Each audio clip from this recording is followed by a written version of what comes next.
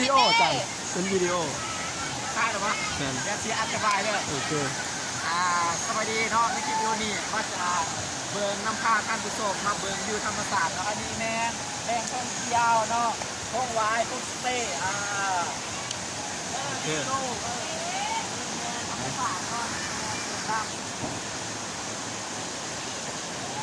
เราจะมาพบเกี่ยวกับตัวทีมงานอันนี้ทีมงาน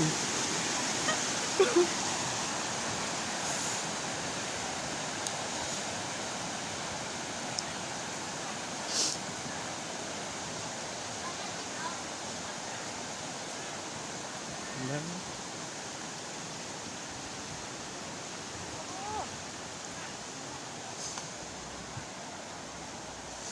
อ้สุดยอดเนาะเบิ้งบรรยายเบิ้งบรรยาย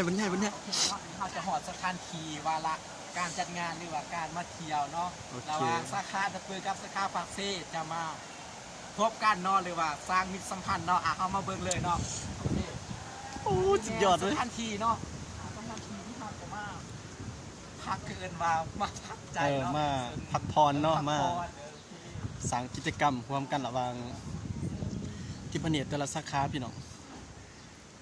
อันนี้แมนสถานที่ของพวกเขาเนาะกะเกี่ยมพร้อมเนี่ยเกือบ100%เนาะอาคารผสมเนาะโอเคสบายดีอาจารย์โดยสบายดีสบายดีอาจารย์สบายดี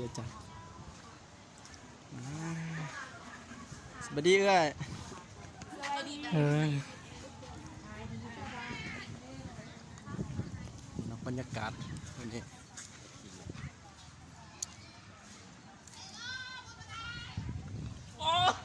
โอ้สบายดีเอา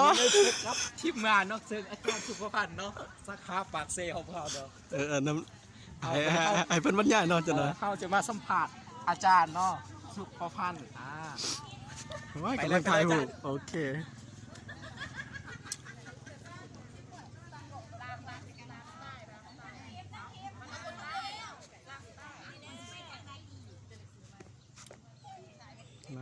นี่สวยงามพี่น้องนี่เนาะสุดยอดบรรยากาศ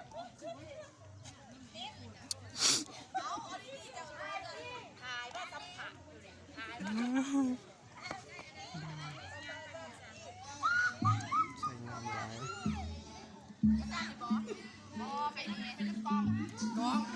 โอ้มีป้ายสุดยอด